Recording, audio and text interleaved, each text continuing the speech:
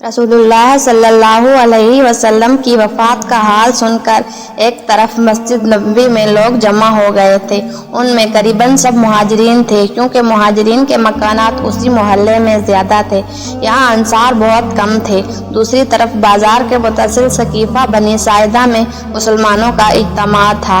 उस मुजमे में तकरीबन सब अंसार ही थे। कोई एक दो मुहाजिर भी इत्तफ़ाक़न वहाँ मौजूद थे।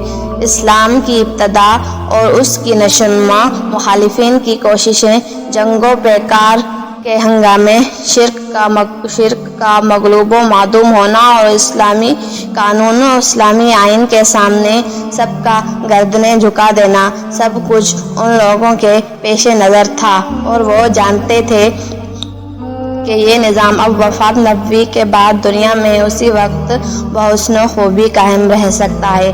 आप सल्लल्लाहु अलैहि वसल्लम का जानशीन मुंतखब कर लिया जाए। मस्जिद नबवी में सैयदना उमर फारूक के आशिकाना जज्बा ने लोगों को कुछ सोचने और मसला खिलाफत पर गौर करने का मौका ही न दिया। सैयदना अबू बकर सिद्दीक वफ़ात नबवी की खबर सुनकर अगर जल्द यहाँ ना पहुँच जाते तो अल्लाह ताला जाने मस्जिद नबवी में इशाक नबवी की यह हैरत और अज़तराब की हालत कब तक कायम रहती। लेकिन दूसरे मुजमे में जो सअद बिन इबादा की नशस्तगाह में था, ये हालत ना थी। वहाँ इंतखाब खलीफा के मुतालिक गुफ्तगू हुई, क्योंकि वो मुजमा अंसार ही का था और एक सरदार कबीले की नशस्तगाह में था जो कबीला खजरज के सरदार थे। और कबीला खजरज तादाद नफूस और मालो दौलत में अंसार के दूसरे कबीला औस से फायको बरतर था। लिहाजा उस मुजमे की गुफ्तगू और इजहार ख्यालात का नतीजा ये था कि सैयदना सअद बिन इबादा को खलीफा यानी जानशीन रसूलुल्लाह तस्लीम किया जाए।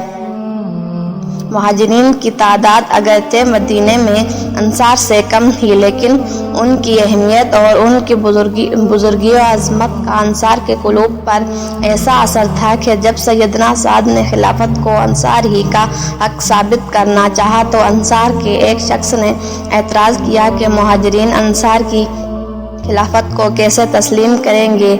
उस पर एक दूसरे अंसारी ने कहा कि अगर उन्होंने तस्लीम न किया तो हम उनसे कह देंगे कि एक खलीफा तुम अपना मुहाजिरीन में से बना लो और एक खलीफा हमने अंसार में से बना लिया है।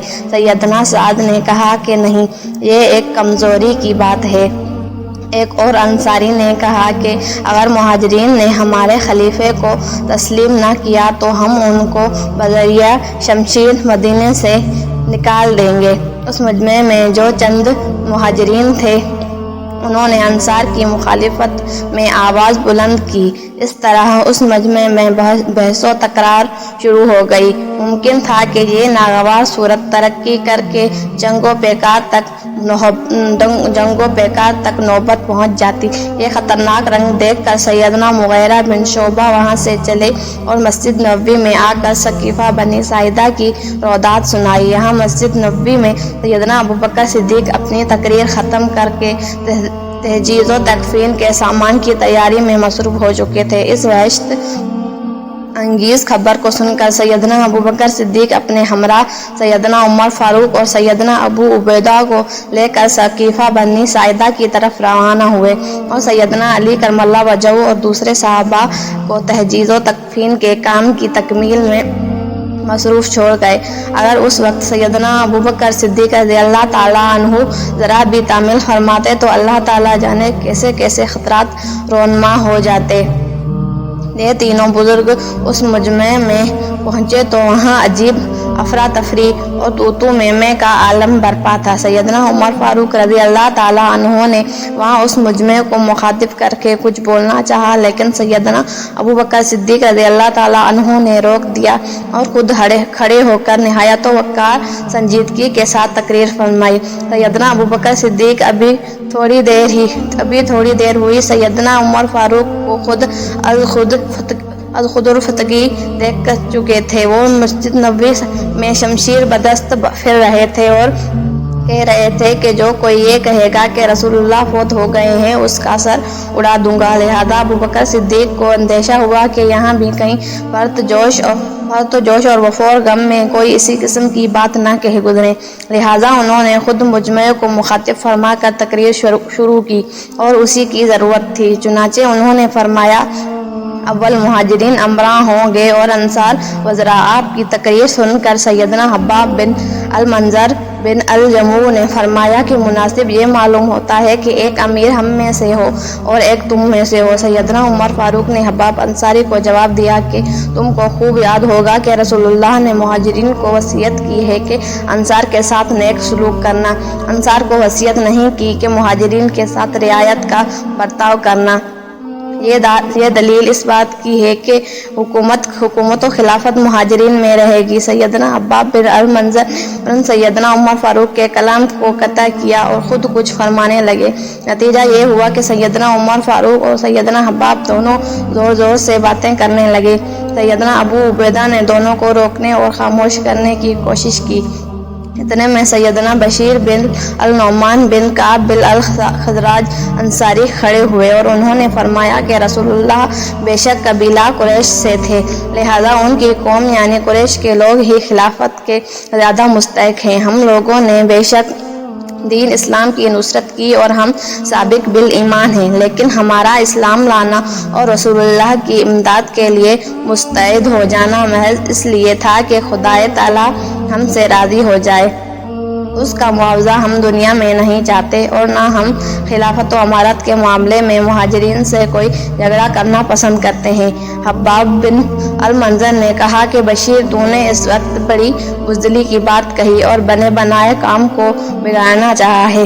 سیدنا بشیر نے کہا کہ میں نے بزدلی کا اظہار نہیں کیا، بلکہ میں نے اس بات کو ناپسند کیا ہے کہ ایسی قوم سے خلافت و امارت کے متعلق جھگڑا کروں جو خلافت و امارت کی مستحق ہے۔ کیا اے حباب، تو نے سنا نہیں کہ رسول اللہ نے فرمایا کہ الا ابتا من قریش، امام قریش میں سے ہوں گے؟ سیدنا بشیر کے اس کلام کے بعد دوسرے انصار نے بھی تائید و تصدیق کی اور اس باخدا قوم نے اپنی دینی اور مادی خدمات کو اپنے دینی روحانی جذبات پر غالب نہ ہونے دیا۔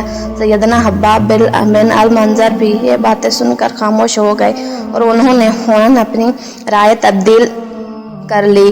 ان کے خاموش ہوتے ہی ایک وقت تمام مجمع پر سکون و خاموشی طاری ہو گئی اور خلافت کے متعلق مہاجرین اور انصار کا نزاع یکایک دور ہو گیا۔ اب سیدنا ابوبکر صدیق رضی اللہ تعالیٰ عنہ نے فرمایا کہ یہ عمر رضی اللہ تعالیٰ عنہ اور ابو عبیدہ موجود ہیں، تم ان دونوں میں سے ایک کو پسند کر لو۔ سیدنا ابو عبیدہ اور سیدنا عمر نے کہا کہ نہیں، سیدنا ابوبکر صدیق مہاجرین میں سب سے افضل ہیں، یہ غار میں رسول اللہ کے رفیق تھے، نماز کی امامت کرانے میں رسول اللہ نے ان کو اپنا قائم مقام بنایا، حالانکہ نماز امور دین میں سب سے افضل شے ہے، بس سیدنا ابوبکر صدیق کے ہوتے ہوئے کوئی دوسرا خلافت و امارت کا مستحق نہیں ہو سکتا۔ یہ فرمانے کے بعد سب سے پہلے سیدنا عمر فاروق نے سیدنا ابوبکر صدیق کے ہاتھ پر بیعت کی اور ان کے بعد سیدنا ابو عبیدہ اور سیدنا بشیر بن سعد انصاری نے بیعت کی اور ان کے بعد چاروں طرف سے لوگ بیعت کے لیے ٹوٹ پڑے۔ یہ خبر باہر پہنچی تو لوگ سنتے ہی دوڑ پڑے۔ تمام مہاجرین و انصار نے سیدنا ابوبکر صدیق کے ہاتھ پر بالاختلاف متفقہ طور پر بیعت کر لی۔ انصار میں سے صرف سیدنا سعد بن عبادہ نے اور مہاجرین میں سے ان لوگوں نے جو تہجید و تکفین کے کام میں مصروف تھے اس وقت ثقیفہ بنو ساعدہ میں بیعت نہیں کی۔ سیدنا سعد نے تھوڑی دیر بعد اسی روز سیدنا ابوبکر صدیق کے ہاتھ پر بیعت کر لی۔ سیدنا علی اور سیدنا زبیر و طلحہ نے مہاجرین میں سے 40 روز تک محض اس شکایت کی بنا پر بیعت نہیں کی کہ ثقیفہ بنو ساعدہ کی بیعت میں ہم کو کیوں شریک مشورہ نہیں کیا گیا۔ سیدنا علی ایک دن سیدنا ابوبکر صدیق کے پاس آئے اور کہا کہ میں آپ کی فضیلت و استحقاق خلافت کا منکر نہیں ہوں، لیکن شکایت یہ ہے کہ ہم رسول اللہ کے قریبی رشتہ دار ہیں آپ نے سقیفہ بنو ساعدہ میں ہم سے مشورہ کیے بغیر کیوں لوگوں سے بیعت کی؟ آپ اگر ہم کو وہاں بلوا لیتے تو ہم سب سے پہلے آپ کے ہاتھ پر بیعت کرتے۔ سیدنا ابوبکر نے فرمایا کہ رسول اللہ کے رشتہ داروں کے ساتھ سلوک کرنا مجھ کو اپنے رشتہ داروں کے ساتھ سلوک کرنے سے زیادہ عزیز و محبوب ہے۔ میں سقیفہ میں بیعت لینے کی غرض سے نہیں گیا تھا، بلکہ مہاجرین و انصار کا نزاع کا رفع کرنا نہایت ضروری تھا۔ دونوں فریق لڑنے اور مارنے پر تیار تھے۔ میں نے خود کو اپنی بیعت کی درخواست نہیں کی، بلکہ حاضرین نے خود بالاتفاق میرے ہاتھ پر کی۔ اگر اس وقت میں بیعت لینے کو ملتوی رکھتا تو اس اندیشہ اور خطرہ کے دوبارہ زیادہ طاقت سے نمودار ہونے کا کبھی احتمال تھا۔ تم جب کہ تہجید و تکفین کے کام میں مصروف تھے تو میں اس عجلت میں تم کو کیسے وہاں سے بلوا سکتا تھا؟ سیدنا علی کرم اللہ وجہہ نے یہ باتیں سن کر فوراً شکایت واپس لے دی اور اگلے روز مسجد نبوی میں مجمع عام کے روبرو سیدنا ابوبکر صدیق کے ہاتھ پر بیعت کی۔